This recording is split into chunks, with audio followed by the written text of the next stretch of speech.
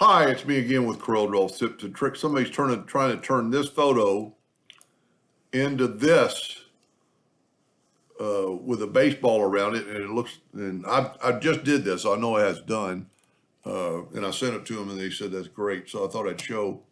So I just took a clip art of a baseball, and that's what it looks like.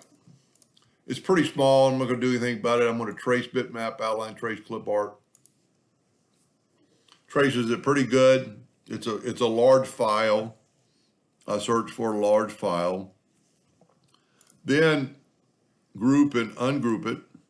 And originally they wanted just the stitches, but after I showed them, and you could do just the stitches, and I'm going to show them just in case they want to do it in the future.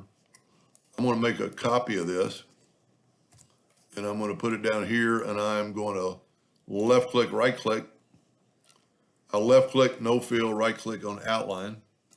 And I just took the 2-point line and I'm just blocking that off. I'm just going from node to node. From node to node. Well, it's kind of hard without zooming in. I actually got it. 2-point line from node to node. Then you can just take your Smart Fill tool and fill in the stitches. And if we nudge those stitches out of the way and group them together, you could just have the stitches. I'm going to Control G to group that together.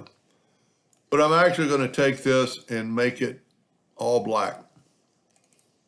Now I'm going to bring in my picture. The picture's way too big, so I'm going to crop it. So the picture must be selected when you crop, or you'll crop away everything on your screen. I'm pretty sure this picture's in the center of the page, so I'm going to move this out of the way and put P and put that in the center of the page and take our new baseball and hit P. I'm going to go to Object Order Front of Page. So I put the ball in front and then just kind of play around with it. You want it, if you hold down the Shift key, you'll grow from the inside out.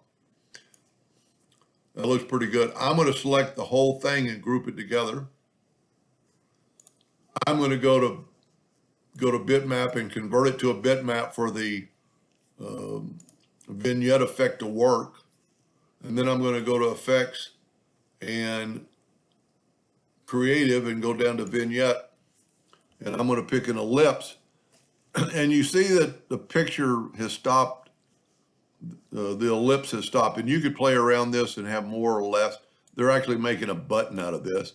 So it kind of looks neat to have it faded out. I do not like using the power clip tool, but in this case, I'm going to use it because it works. So I'm going to hold down the Shift key and make my circle bigger, but I don't want it to get to this outside of this square point. And what is neat about the power clip, you could press on the picture, go up to Object, Power Clip, place inside frame, and all you have to do is put it in here, and it power clipped it. Now I would take this and left click, no outline, and there you have it. Now, there's a couple of trains of thought. You could reverse the stitches if you think one looks better than the other.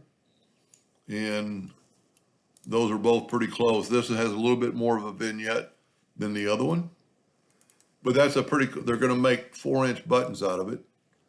And this is way too big right now, but if you, with your ratio locked, if you make it a 4-inch button, and then you could add the child's name on there, or position, and we'll just call him Ben. And